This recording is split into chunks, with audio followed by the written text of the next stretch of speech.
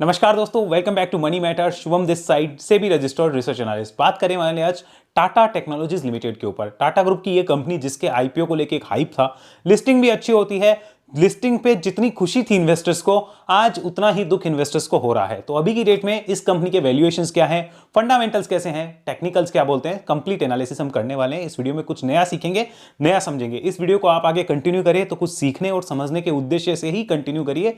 बिल्कुल भी इसमें बाय सेल की रिकमेंडेशन नहीं माननी है। Investment in securities market are always subject to market risk and there is no guarantee of profits. चलते हैं यहां पर टाटा टेक्नोलॉजीज के एनालिसिस पे। सबसे पहले कंपनी करती क्या है, तो कंपनी आईटी सॉल्यूशंस के अंदर है, ये आपको भी पता है।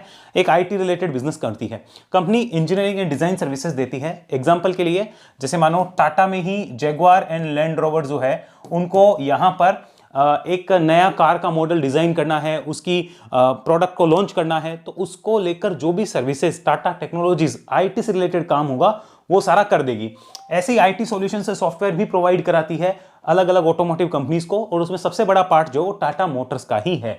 कंसल्टिंग सर्विसेज दे सकती है कि आपको क्या क्या नए डेवलपमेंट करने चाहिए, किस तरीके से आपको डिजाइन करनी है, किस तरीके से काम करना है, वो भी कर सकती है। इसके अलावा कंपनी का ग्लोबल डिलीवरी मॉडल है।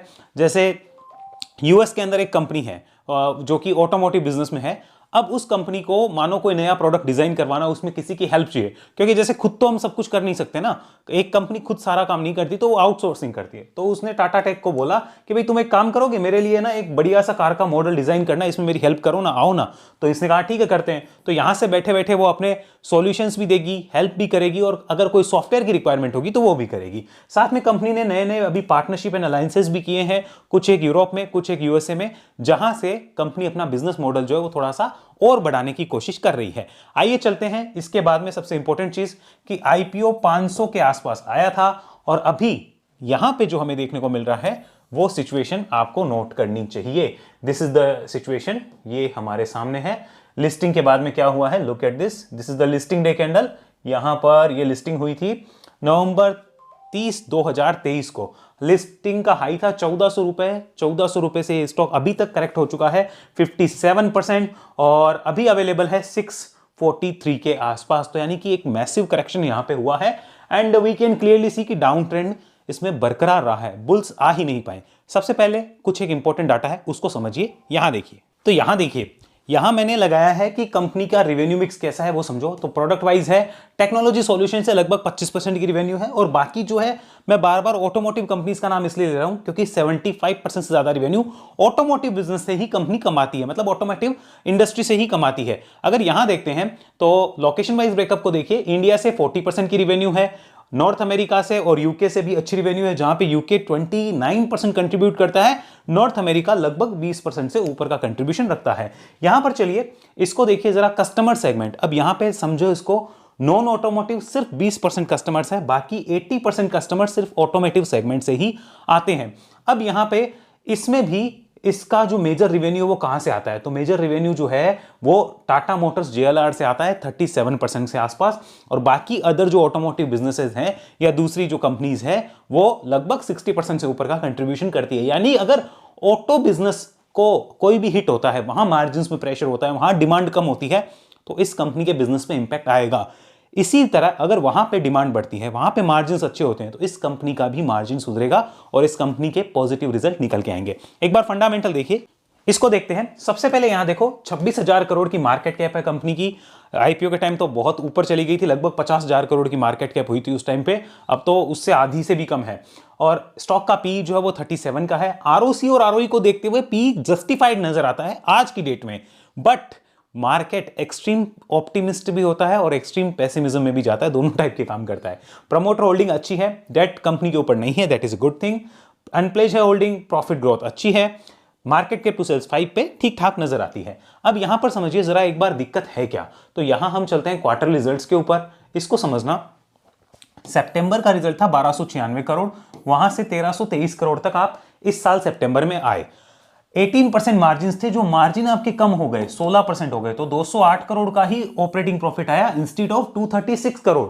कम हुआ है, ईयर ऑन ईयर घटा है। ऑपरेशनल परफॉर्मेंस, नेट प्रॉफिट वो बढ़ गया, कैसे 157 से 166, बिकॉज ऑफ अदर इनकम। ये देखिए, other income is not operational income. Market operational income पे ज्यादा फोकस करता है, नॉट अदर इनकम। यहां पर एक चीज और नोट करिए, हाईएस्ट एवर रिवेन्यू मार्च 2023 का है, उसके बाद ऐसा रिवेन्यू नहीं आया। एंड बेस्ट एवर प्रॉफिट जो है वो यहां पे निकल के आता है मेरे पास में, ये वाला 217 करोड़ का, जो कि मार्च 23 का ही है। और उसके बाद ऐसा प्रॉफिट कंपनी ने कभी भी पोस्ट नहीं किया है। बेस्ट ऑपरेटिंग प्रॉफिट जो है वो यहां पे है, जब 20% मार्जिन कंपनी ने मेंटेन करे थे जून 23 में। उसके बाद आईपीओ आ गया था, और अब कंपनियों का आईपीओ का टाइम देखो क्या जबरदस्त होता है, मतलब इनको क्या ही पता लगता है कि हाँ यहां से काम हो जाएगा हमारा। तो इस तरह से चीजें होती है। यहां पे चलते हैं प्रॉफिट एंड लॉस पे, आइए देखते हैं। प्रॉफिट एंड लॉस में पिछले 3 साल से देखिए क्या ट्रेंड है। There is no growth.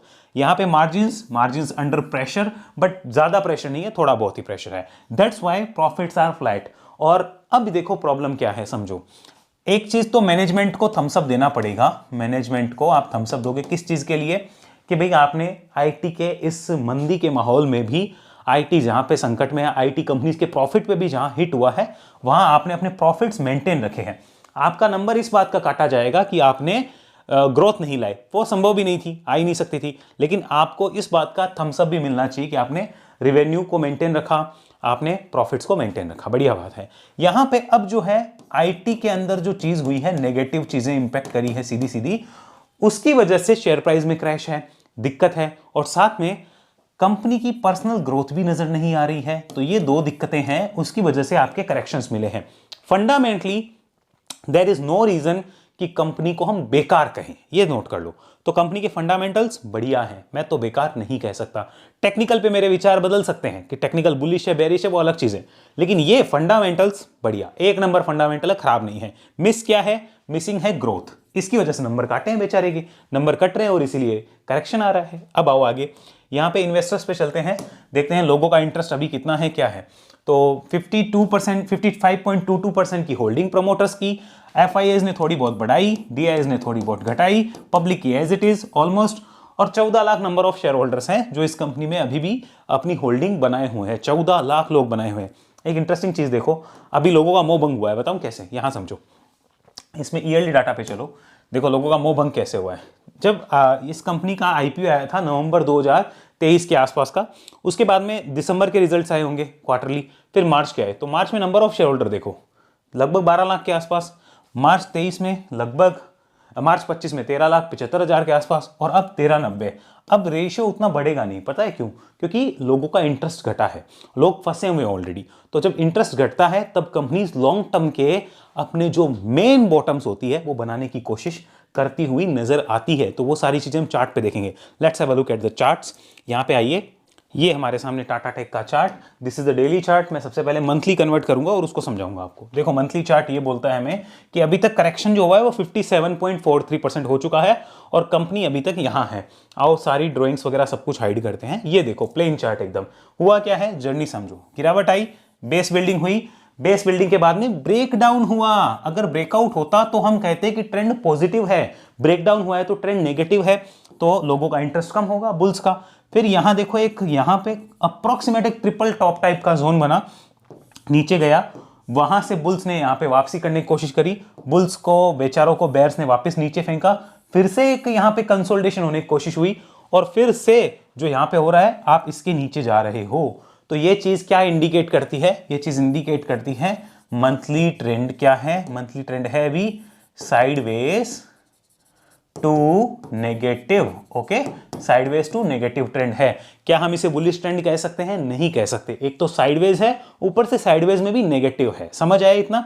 तो हमने ट्रेंड नोट किया। अब मंथली चार्ट पे ट्रेंड कब सही हो सकता है? तो देखो उसके लिए आपको ना कम से कम ये वाला जो जोन है ना, ये वाला जो रेजिस्टेंस जोन अभी रिसेंट में क्रिएट हुआ, इसके ऊपर आना पड़ेगा।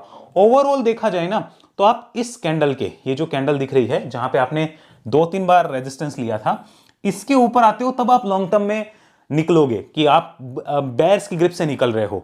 लेकिन शॉर्ट टर्म में भी अगर आप निकलना चाहो तो कम से कम इसके ऊपर तो जहां पे 2-3 बार प्राइस एक्शन मंथली चार्ट पे दिख रहा है। तो मैं रिव्यू कब करूंगा एज पर मंथली चार्ट?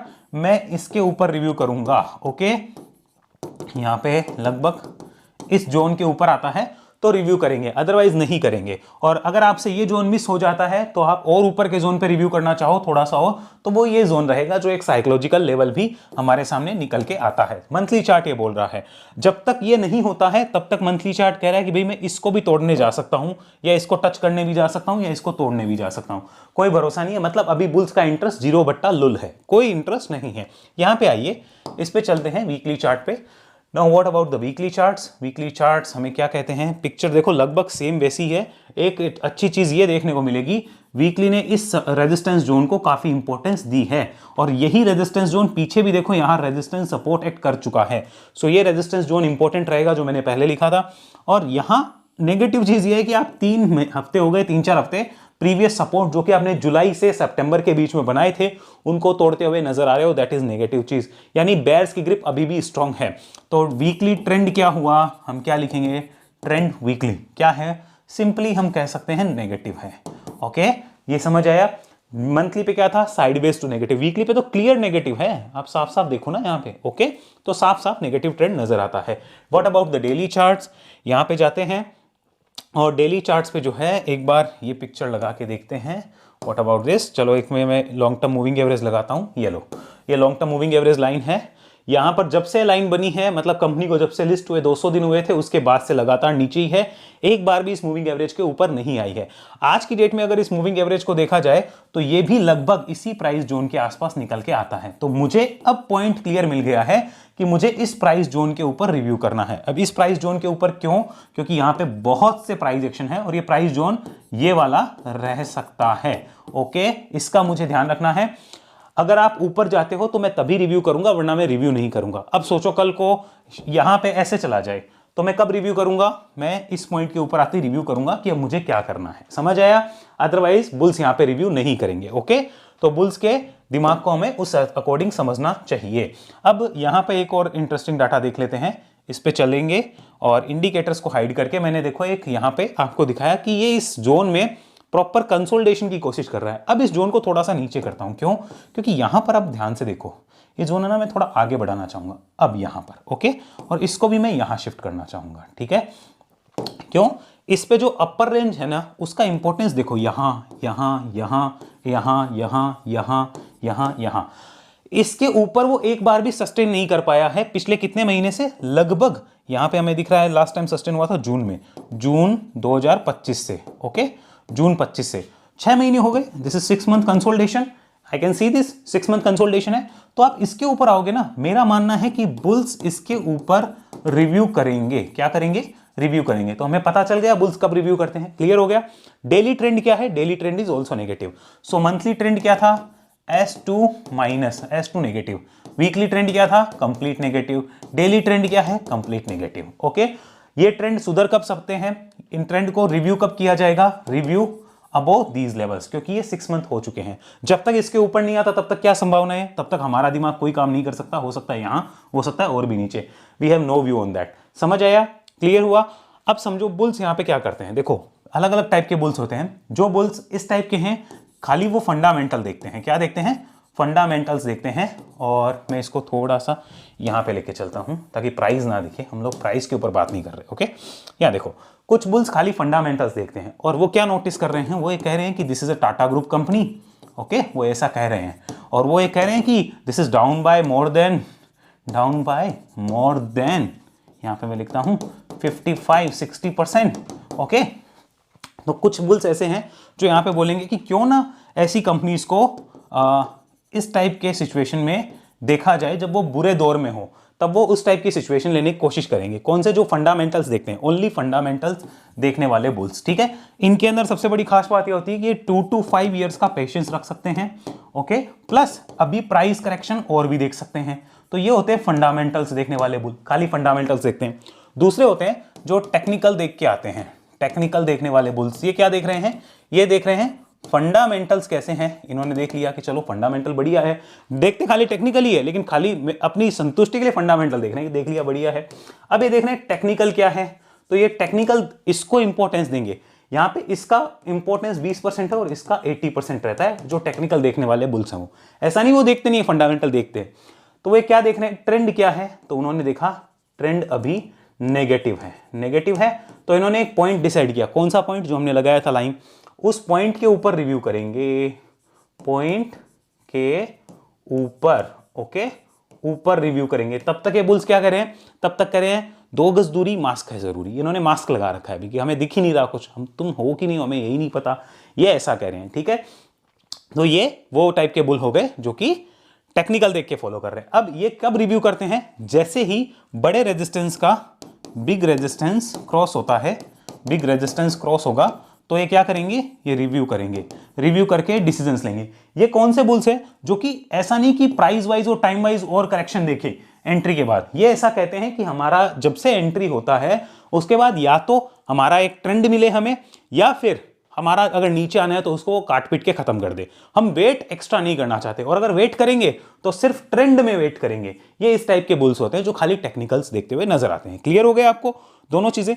अब एक स्विंग वाले और होते हैं, वो भी इसी में होते हैं, वो भी अभी तो बहुत दूर है तो इसलिए उनकी बात करना व्यर्थ होगा। आई होप आपको समझ आया है टाटा टेक के ऊपर कैसी चीजें रह सकती है, क्या एनालिसिस बोलता है, मैंने आपको सिंपली समझा दिया है कब इसको रिव्यू किया जा सकता है। और मेरी लर्निंग से आपकी अगर कोई हेल्प हुई हो तो वीडियो को लाइक जरूर करिए, शेयर करिए, नए हैं सब्सक्राइब करके बेल आइकन दबा के सारे नोटिफिकेशंस ऑन जरूर कर लीजिए।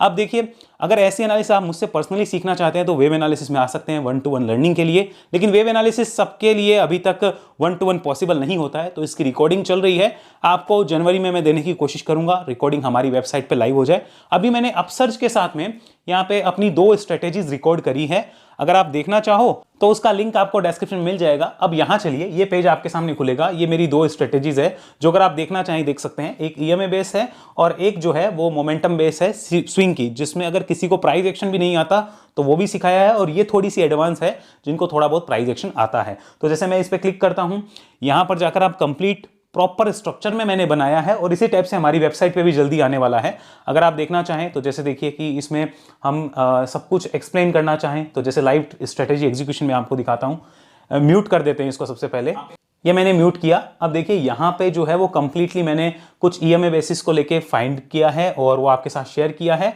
यहाँ मिल जाएगी वो सारी डिटेल्स आपको। तो अगर आप देखना चाहें जरूर इसको देख सकते हैं, वॉच कर सकते हैं, और इसका लिंक मैं नीचे डिस्क्रिप्शन में आपको जरूर दे दूंगा। उम्मीद है वीडियो अच्छा लगा है, लाइक शेयर सब्सक्राइब जरूर करिएगा, और बाकी कोई कूपन कोड अगर आपको चाहिए तो वो सारे डिस्क्रिप्शन में है, स्टॉक एज के हैं, मार्केट वॉच का है, और हमारी वेबसाइट पे अभी न्यू ईयर का ऑफर चल रहा है। अगर उसकी डिटेल चाहिए, व्हाट्सअप नंबर आपके सामने है स्क्रीन पे, आप ये लिख दीजिए जो टेक्स्ट दिया है और उसके अकॉर्डिंग आपको रिप्लाई मिल जाएगा। अगले वीडियो में मिलते हैं, तब तक के लिए धन्यवाद। जय हिंद, जय भारत।